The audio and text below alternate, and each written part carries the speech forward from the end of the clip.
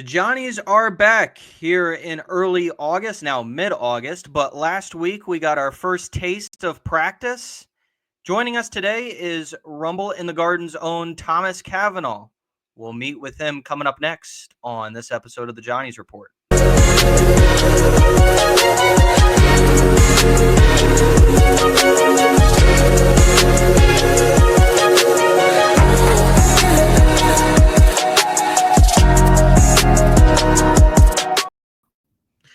Welcome into another episode. Joining me now, Thomas Cavanagh. Both of us a lot drier than last evening's soccer match. And we're here to obviously talk about some St. John's basketball and specifically last week's open media practice, the first taste Johnny's fans have gotten for this upcoming season.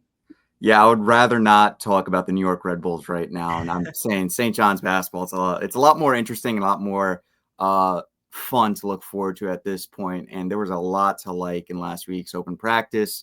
Rick Pitino, he basically said he was going to run a bit of a positionless offense. There's some interesting quirks that, he threw out there in the middle of practice. A couple of interesting surprises with what he threw out with the starting lineup. And, some intriguing newcomers that you wouldn't exactly expect to make an immediate impact were really one of the showcase pieces during the open scrimmage. Yeah, and I think maybe the biggest takeaway, of course, was no seatbacks at Carnesecca, correct? Seatbacks are completely gone, I believe? I don't exactly remember because they kind of pulled away the bleachers in between. Okay. But I think I do remember seeing some seatbacks. I don't know. My memory was pretty fuzzy in terms of the scenery around Carnesecca, but I know they always do work around there. But other than that, it's basically Carnesecca Arena as it is. As it is? Yeah. Nothing exciting, no new. Nothing. That's probably the only thing that hasn't remained changed with St. John's in a major way. So basically it looks the same the last time I was there when I believe St. John's lost to Seton Hall in 2023 in January. So same old 5,000 seat arena. Yep. I know a lot of Big East fans are going to say, "Oh, it's a dump," but it's our home. It's our home. Very true. So basically the way everyone described it that I got a taste of through the Twitter or Xverse is this is going to be a quote unquote pointless offense. And that may sound kind of weird, but no point guard is no set point guard in this offense, which I think a lot of people were expecting that to be a position that Ian Jackson would be holding. Yeah, I know. And a lot of people would agree. I mean, Rick Pitino said that on Twitter that Ian Jackson would be the point guard of the future. But as we've seen in practice, it's going to be a work in progress for him. There were some instances where he did make some really good passes going into the interior, feeding it off to, say, Zuby Ejiofor, Bryce Hopkins. But there were also times where he just made some kind of questionable turnovers, especially when Kelvin ODay is up court pressuring him, who I will talk about in further depth later. Absolutely. And he did look a little insecure at times bringing the ball up court. Again, it was still the first week of August. A lot can change since then, but Ian Jackson, a little bit of a surprise there. I know, trying to throw him out at point guard. It's still going to be a little bit of a growing period for him, a little bit of, he's going to have some growing pains trying to get into learning that new position, but we all know how good Ian Jackson can be playing the two, and, push comes to shove, the point guard experiment doesn't work. He could still be a very, very good option at shooting guard. Absolutely. I think that everyone, when it was announced we got Ian Jackson, I think everyone was very, very excited. But we do have to say it is early August. We're going to have some time. We got about 3 months here. So, we will have, of course, enough time, hopefully in between now and the first game for St. John's to really get that under control. But one thing that I'm curious is the transfer or the newcomer that made the biggest impression on you. I mean, it's probably the one that many people least expected going into this offseason. It's going to be the 4-star freshman, Kelvin ODay. A lot of people, of course, they know Rick Pitino. He has a tendency to not exactly play freshmen unless they are like a super high caliber freshman like Terry Rozier or Donovan Mitchell when he was back at Louisville. They usually have to cut their teeth in the rotation and work their way up, maybe in a year or two, like as we saw with Simeon Wiltshire and Brady Dunlap.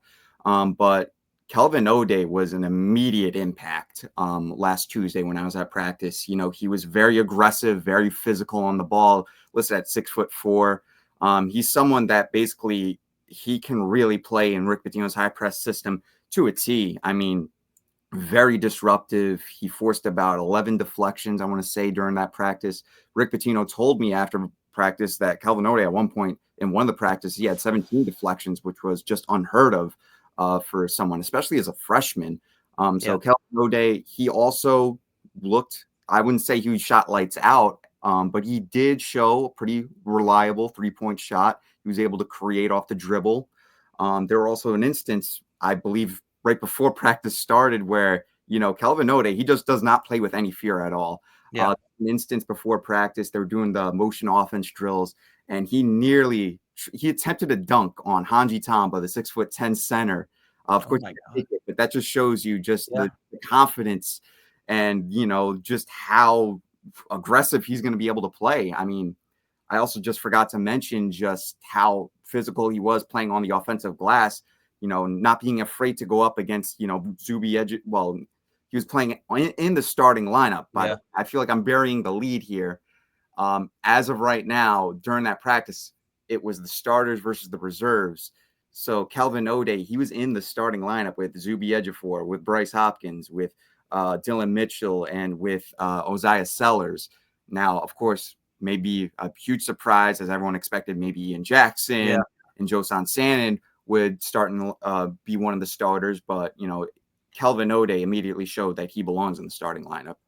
Right. And we know Rick Pitino, I mean, he's mentioned it so many times in the early portions of the season. He's going to mix and match with the starting lineup. Like, it really doesn't, I don't want to say it doesn't necessarily matter, but we know that just because they're starting in whatever game it may be, it doesn't mean that they are ultimately going to be even given the most minutes throughout that game.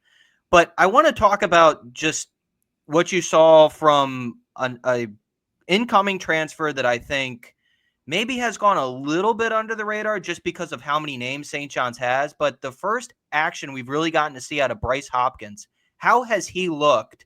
Because there was a brief stint where he came back for Providence the last couple of years, but then immediately he was hurt again. So tell me how he was looking last week. Yeah, I mean, Bryce Hopkins, he just looked like Bryce Hopkins when he was on the court at Providence. He played very confidently, very assertive with the ball. Especially playing in that three-man front court with Zuby Ejiofor and Dylan Mitchell. There were really no fears about spacing. They really played pretty well in tandem together in that starting five for them. Bryce Hopkins, of course, we all know him as someone that can really do a little bit of everything there, as we saw at Providence as a combo forward. Someone that, St. John's last year didn't really have a true power forward. RJ Lewis played pretty well as a power forward, but he wasn't really a natural power forward like Bryce Hopkins is. But now if we say plays a small ball, like plays a little bit onto the three, like he could still handle that pretty well and pretty effectively. Rick Pitino, he said that Bryce Hopkins 100% healthy. He's had an awesome summer.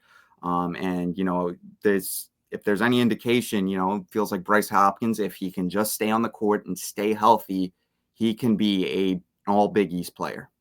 Absolutely. I mean, hopefully it's right where basically he left off from the 22-23 season. But coming back to kind of the chemistry of it all, with this being, of course, a new team built up with a lot of transfers, first action, you got to see them playing together, and some of the first action, I guess, they've really gotten to see with each other. Tell me how the chemistry was feeling in that practice. The chemistry, it really looked like the team was meshing together on the starting unit. The reserves also, they pulled off a little bit of an upset. They won 78-76 with Ian Jackson scoring a fast break layup to end the game. I mean, just from talking with the players at the Adidas event, talking with them after practice, they're all very excited about this upcoming season. They're all very giddy about what this team can accomplish. They know what this team did last season. Even if they weren't playing on this team, they're well aware what St. John's was, what kind of imprint they made nationally last year, and they want to be a part of that now. So, I mean, it's just a an incredible culture shift that we've seen over the past couple of years, and we're starting to see that those fruits, the fruits of that labor that Rick Pitino has been, working on for these past 2 years. They're really being born here, and they looked really good. The starters, as I mentioned, working in that front court three with Ejiofor, Sellers, and Hopkins.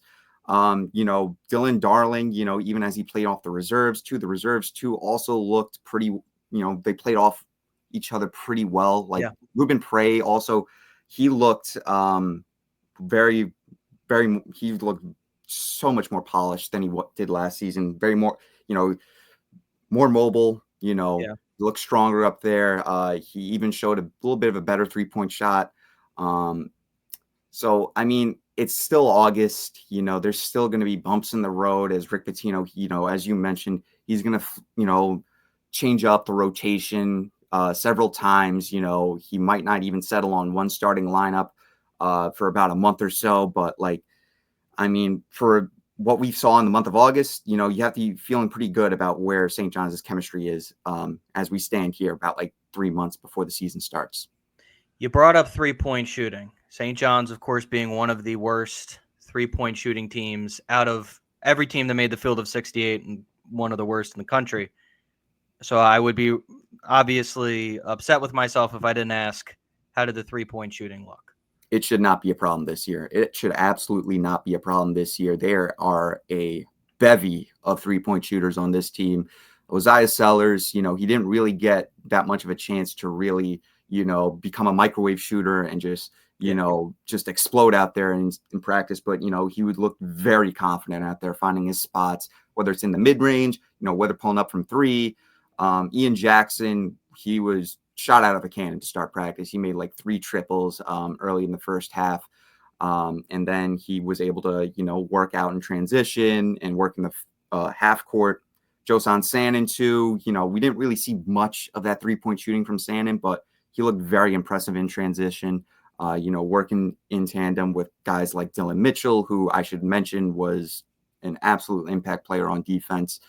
But I really think that the problems that, that front three of Zuby Ejiofor, Bryce Hopkins, and Dylan Mitchell are going to open up so much space on the perimeter for guys like Jackson, Sanon, and Sellers and Darling to all work out there. So we went through everything that has improved, everything that looks good. If there was one weakness that you could say about St. John's right now, obviously, again, it's early August, but if there's one weakness heading into the year that fans should kind of be on the lookout for, what would you say that'd be? I would just say, we brought it up. It was the, our A block here talking about the point guard. It's really going to have to be figuring out what's going to happen at that point guard position because, Ian Jackson still, I don't think there's full confidence in him being the number 1 point guard, with Rick Pitino especially mentioning that they're just going to go with a pointless system and the point guard is effectively dead in modern basketball. I just don't think that St. John's has enough confidence in giving Ian Jackson the keys to the offense. I think that they need to figure out, who's going to be that conduit to open the offense at first. Of course, Dylan Mitchell and Bryce Hopkins, they all look pretty impressive, as playmakers. Bryce Hopkins and Mitchell, of course, Pitino mentioned, they actually led the team in assists through practice. So take for that what you will. You can either assume that, those two guys are amazing playmaking forwards, or St. John's really has a bit of a concern at what they were hoping was the point guard position. So, it's just something we're going to have to monitor, especially, going into the first month of the season where, there's not really going to be a pretty long runway for them. They're going to have Alabama playing in their second game of the season at Madison Square Garden. They're going to have the Players Era Festival where they're going to play 3 quad 1 games. There's just not much time for them to figure out the position in the regular season. Absolutely. And going off of that, we always talk about how I feel like college basketball is so different from the NBA. There are still set positions, unless, of course, you're Knicks, where you've got Jalen Brunson as the main ball handler. But every team, it feels like it's someone new. And that's kind of now coming to St. John's as we talk about with this pointless, no point guard system. How do you think that's going to translate just with college kids compared to NBA players? I mean, I think even Rick Pitino is going to admit, of course, college kids aren't going to be as skilled as the Exactly. NBA players. And, there isn't going to be, plenty of time to practice in the middle of the week. There's probably going to be more time to practice in the middle of the week for the NBA in comparison. But, I think there's more pressure on getting the system right Mm-hmm. in college basketball, where every game's going to matter for your March Madness seeding. There's not going to be a time where you can really experiment with a lineup and, see who you can put out there. I think for St. John's, that's just Rick Pitino is trying to make an adjustment there. As we've seen for the past couple of years here, he's willing to make adjustments, in order to cover up a deficiency on his team, whether it was in that first year where, he saw the team give up like 89 points to a Michigan team that finished dead last in the Big Ten eventually, Mm-hmm. or giving up like 80 points to Boston College. He realized I have to switch this up. I'm going to play a matchup zone. Or look at last year where this team didn't really have any good three-point shooters, but they did have some elite mid-range jump shot players out there like Kadari Richmond, even RJ Lewis. So he decided to model the offense around the mid-range jumper. So Yeah. I just think this is just one of the adjustments that Rick Pitino is making. A great point. I mean, St. John's was terrific very much early on in the season in the mid-range game. Now, if there was one like dark horse transfer coming into this season that you think is going to make an impact, maybe someone that's going a little under the radar, who would you say is that guy? I mean, of course, this is such a star-studded transfer class that no Yeah. one really sticks out as really a dark horse. I mean, but I think if there was one, I would have to say it would be Dylan Darling from Idaho State. I mean, of course, there are questions on like, is he going to be able to play in the starting lineup? Is he going to be able to even play in the Big East coming from the Big West Conference out at Idaho State? But from what I saw, he really influenced the game effectively during scrimmage, playing for that reserve team, playing against the starting unit, especially in the second half where, he just managed the game pretty well. I mean, he looked very, very polished, very, very poised, going to the basket, driving to the hoop. Even though he's like, on a bit of the smaller side, 6'1", 6'2", he doesn't really play like that. He plays a little bit up from his height. I mean, like, he's someone that I think St. John's, for him to be a change of pace guard is an absolute luxury if they want to play him like one. But I think he's someone that, like, if push comes to shove, Rick Pitino wants to throw him in the starting lineup. That's someone that's, Dylan Darling is someone that you can absolutely go to the bank with. Yeah. Just in terms of someone that can, handle the offense and, be a table setter for them. Absolutely. We'll get you out here on this last question. What's your season prediction for St. John's? It's going to be tough. There's a chance that this St. John's team could be better than they were last year, but they could still finish with less wins, and they might not even win the Big East. And I think that's just a credit to just how much stronger the top half of the conference is getting. I mean, UConn, of course, looks like a team that's going to be the next challenger for St. John's up at the top of the conference. I mean, Creighton, they always reload. I mean, even though they've lost Ryan Kalkbrenner, Stephen Ashworth, Jemiah Neal, guys like Pop Isaacs, Greg McDermott, he just figures out ways to just absolutely just retool every single year, in every single cycle. Just when we think like, okay, they might have an off here they are just shooting up at the top of the conference. Marquette too, as well. I mean, I know they lost so many big pieces, Cam Jones, David Joplin, guys like those, but I mean, Shaka Smart, he has a system, in this transfer portal era, and it's shown that it can work, being able to develop internally with these high 3-star guys, turn them into 4 stars, get 4-star guys, have them play like 5 stars. I mean, he's shown that it can work for Marquette. But for St. John's, I think for them, the expectation for them is at least 25 wins. You have to at least finish top 3 in the Big East. And I think, they have to get the monkey off their back again. They have to get to the second weekend of March. I mean, I think that's the big sticking point for them, that even though, yes, it was a banner year for them last year. They got the Big East regular season title. They got the Big East tournament title. They got 30-plus wins. They still came up short in the second round against Arkansas. It's really going to stick with them.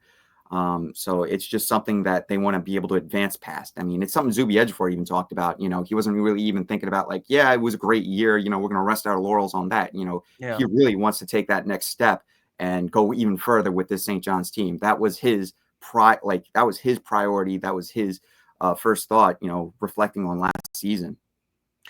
Absolutely. The only team that out of the top 2 seeds that did not head to the final third weekend, second weekend, I should say. I'm sure Rick Pitino, he's going to let them know every single day, every single week, just to keep the focus on, and always, if there's probably no other coach in college basketball I'd want, in order to motivate a team, to get prepared for a season or get prepared for a set game. I'm sure Rick Pitino, he's probably going to, hang up the box score from that Arkansas game, point out the 3-point shooting numbers, just to let his team know. He might not talk about it in the press as much, but like, I'm sure that he's going to let his team know. Yeah. Actually, one final question, and this has to do with Mark Zanetto, our UConn esteemed podcaster, CEO, of course, of Big East Energy. Who are you taking, Rick Pitino or Dan Hurley? We were having an argument last week behind the scenes in our chat. Better coach, yeah. Right now. You have to give me the truth serum. Unfortunately, I'm going to have to take the guy that just recently won back-to-back national championships. Dan Hurley, I mean, of course, yes, I understand this is going to be a sticking point for a lot of people. I'm sure I'm going to get like pitchforks at me, but like, not from Mark. You're getting flowers right now. National championships. However, if Rick Pitino, if he can get a national championship, that conversation can swing back. If Rick Pitino can get a third, that conversation can swing back. Hey, I'm hearing a parade on Union and Utopia right now. I don't know yet. I don't know just yet, but I mean, if there's ever a year for St. John's, I mean, the window is right now. The window is right now for them to do it. I mean, of course. All right. Well, I'm Jay Hollahan, of course, always here on the Johnny's Report. That's Thomas Cavanagh. Check out his stuff on Rumble in the Garden, and there's his X handle right there, Twitter handle, whatever you want to call it, at SubwayTJ. Thanks, everyone, for tuning in. I'll talk to you next time. Go Johnnies.